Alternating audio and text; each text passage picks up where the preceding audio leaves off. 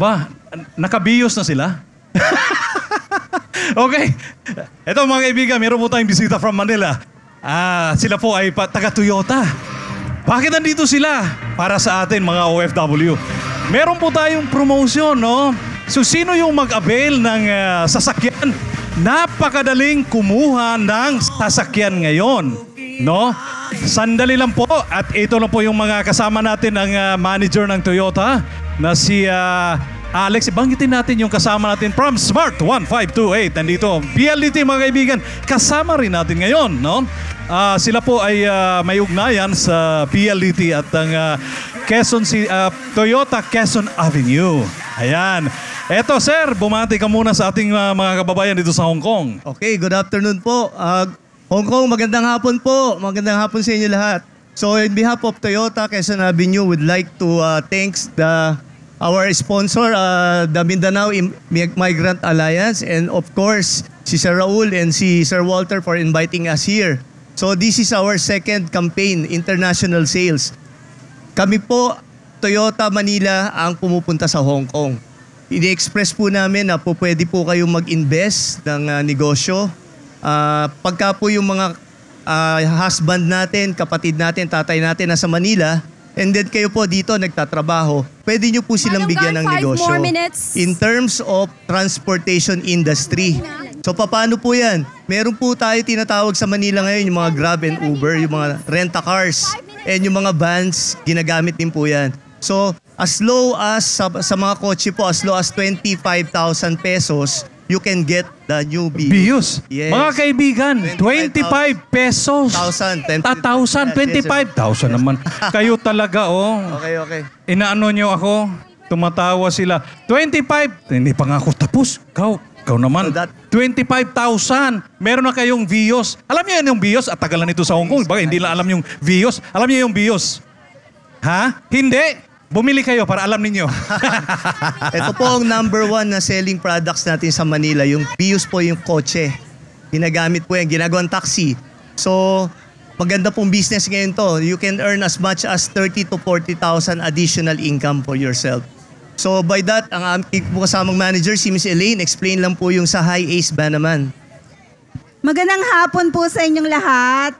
Tuwan-tuwa ko kami, nakasama kami sa inyo pong event ngayon. Especially, palakpakan muna natin ang aming Toyota Quezon Avenue Dancers. Pakikuha na lang yung Vios nyo sa amin ha. Ang galing nyo ha. Natuwa kami doon ha. Anyway, last month nandito na po kami. Nag-initial visit na po kami. At meron na po kaming mga nailabas na sasakyan na kasamahan nyo rin po siguro. May mga nagtatanong ho, mahirap po bang ma-approve? Hindi po. Dahil kayo naman po ay nagtatrabaho ng maayos. Ano po ang mga requirements? Napakasimple lang po. Meron po kayong mga kamag-anak sa Pilipinas. Sila po ba ay nagtatago ng mga remittances ninyo, yung mga resibo? 6 months po noon itago po. Yun po ang isa naming way para, or requirement para kayo po ay ma-approve. So, ano po ba yung mga pangnegosyo natin? Vios? High Ace, pwede na rin po yung aming bagong Innova. Actually, proud po kami dahil isa kami sa naimbitahan ninyong dealer dito. So patuloy ho namin gagawin to. Nandun po ang aming booth ngayon. May special promo po kami. Especially ngayon po sa inyong Mindanao event. So bibigay po namin ito sa inyo. Sana po ay bigyan nyo kami ng time. Willing po kaming mag-answer sa mga questions ninyo, especially mga first time na maglo-loan. Madali lang po ito. Hindi po ito pangarap. Mahal pa po ang cellphone ninyo sa ino-offer naming sasakyan. Totoo po yun. So, grab nyo po yung opportunity. Kita mo naman, ma'am, tama yung sinabi mo. Pag bumili ka ng Apple, si Samsung, that's 36,000 pesos. Ito, 25. Hindi ito 25 pesos ha? Ikaw naman, 25,000. Magkaroon na kayo ng Vios. Pwede nyo yung negosyo. Pwedeng Grab, Over naman sinasabi ko. Ang Bisaya talaga. Paano yung pagbigkas? Over. Kinatawanan ako na ito. Wala. Over the back. Yan mga kaibigan. Kaya kung gusto nyo magnegosyo, alalahanin ninyo. Tumagal na tayo dito sa Hong Kong. Kasama na ako dyan. Kaya mag-isip-isip na tayo. Dahil Alanin ninyo, matagal na tayo, kaya meron tayo kailangang income din sa Pilipinas. Nandito na po sila para bigyan tayo ng pagkakataon na magkaroon tayo ng negosyo. No? Kasi napakahirap po pag umuwi kung wala kang income. Ano, magbibilang ka ng bituin sa langit? Hindi naman, di ba? So kailangan paghandaan po. Hindi madali nang bumalik ka na walang sapat na income. Kaya nandito po sila ngayon. Inimbitahan natin na magbigay ng sa OFW na magkaroon ng negosyo. Okay ba kayo niyan? Hindi mabubuo. Okay ba kayo? Ang liit lang. Sabi nila, dami naming utang. Talagang uutangin ito. Alam niyo, ang tao walang utang, hindi siya mabait. Totoo? Hindi mabait o hindi walang kwenta. Ang tao walang utang. Bakit? Sa magandang maraang yung magandang paraan. Hindi naman ang utang, hindi binabayaran. Masama 'yon. Yung utang babayaran. Kaya mga kaibigan, pag meron tayong sasakyan, ano na 'yan? Yung self-liquidating. May income na 'yan. Siya na yung magbayad doon sa monthly mo. 'Di ba, sir? Ano masasabi mo, sir? Meron ka bang ibang sabihin, sir, na at least sila maliwanagan? Kasi nasa dilim pa sila eh. Yes. So in addition to that, Sir Walter, hindi lang po ito short-term, long-term po itong investment na gagawin natin. Pwedeng manganak yan. Manganak yan, dalawa. 5 units you can put up. Sir, meron ngang isa o dalawa. It's over. Tama ba? Oo nga. Kung meron kayong 2 views, it's over. Hindi over. Di ba? Nandun na kayo sa Pilipinas. Ba't nandito pa tayo? No, kung meron tayong... ako nga kailangan na di ba? Kaya mag-isip-isip tayo mga kaibigan. Hindi habang panahon nandito tayo sa Hong Kong. Hong Kong, pagdating ng panahon, ay parang panaginip lang na maging totoo siya. Di ba? Tama po ba? Oo, kasi nandito tayo, nagtrabaho, no? Nagbalat. Ano ba yung tawag niyan? Balat? Ano ba yung balat na yan? Balat ng buto. Oh, balat ng buto. Binalat ng buto. Kaya mga kaibigan, ito na ang pagkakataon. Nandito na po ang isang company na magbigay sa atin ng pagkakataon na magkaroon ng other income. Tama po ba? Walang sumasagot. Nasa dilim pa eh. Okay, sir. Kung yan po, nandyan po ang ating ang booth natin. Yes. Mga kaibigan, samantalahin na ang pagkakataon. Ang pagkakataon ay lumilipas. Sabagay, sabi nila, nandito sila. Kaya bigyan tayo ng pagkakataon. Kaya mga kaibigan, kung sinong gustong mag-avail, pumunta lang po ngayon na kasi meron silang Christmas promo. Ay, meron tayong Correct. Sir, meron tayong meron yun, po sir? tayo. So, in connection with that, sir, pwede po kami mamigay ng isang BUs. Oh. Dito po sa Hong Kong. In cooperation with Smart World.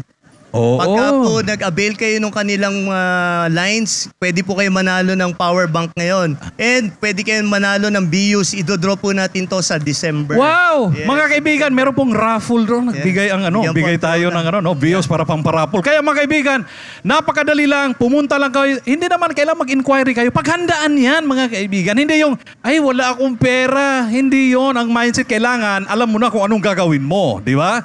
Kailangan paghandaan. Paplanuhin yan ang lahat, mga kaibigan. Hindi yan basta-basta.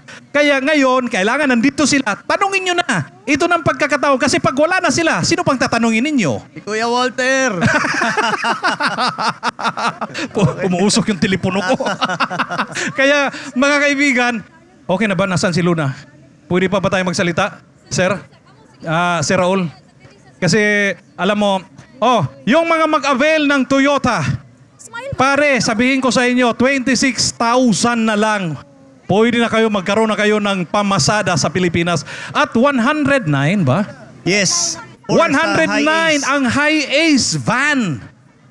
109. Sir, pwede bang yung bang, hindi pa nila kunin. Wala silang 109. Okay. Pwede bang Pwede po yan.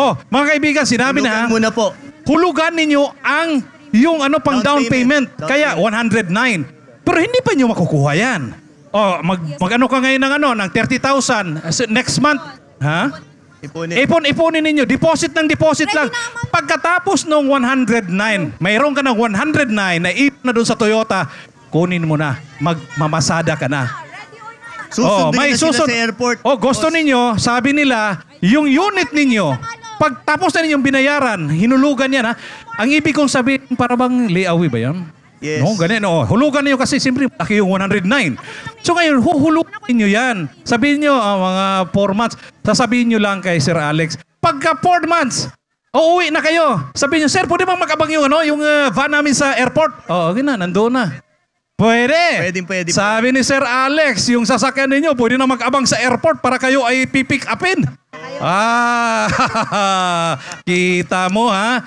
Kaya mga kaibigan, sinasabi ko sa inyo, bihira lang. Ito lang nangyari ngayon, nandito sila. Kaya mga kaibigan, ito na ang pagkakataon. Pumunta lang po kayo, mag-inquire kayo ngayon, then para maplano ninyo lahat para sa kinabukasan. Lahat niyan mga kaibigan, ang kinabukasan ay pinaplano yan. Hindi basta-basta yan na nandyan kagad, isang ganun lang, di ba? Tama po ba? Walang sumasagot. Tumitingin na sa ano eh. Okay mga kaibigan, maraming salamat po at kayo po ay magkikita tayo, nandoon lang sa booth. Mag-inquire kayo, nandoon kami para alam ninyo kung ano yung ibang detalye pa niyan. Okay, maraming salamat po at sa Mindanao Alliance kay Sir Alex, sa kasamahan po ng Toyota Quezon Avenue. Nandito po sila, maraming salamat at siyempre pa naman sa Smart 1528 Smart, si Greg, si Francis, nasaan ka? Hindi kita makita. Kumaway ka. Ayan na. Salamat po. Salamat Greg. Salamat. At kung kayo mag-inquire, pumunta lang po kayo doon. Nandoon po kami para sa inyong mga katanungan. Maraming salamat po at magandang hapon sa lahat. Lon, ikaw na magsalita dito. Thank you very much. Thank you po. Maraming salamat. Ayan, once again, maraming salamat po. Of course, Kuya Walter and the representatives po of Toyota Philippines. For more inquiries about Toyota, please approach, of course, the representatives sa kanila pang booth para po sa special, of course, price ng kanilang mga ino-offer na sasakyan. Ayan, I think our candidates are now ready. But before that, we would like to thank once again VHK Asia. Of course, managed by Herman, David, and Ken. Thank you so much po.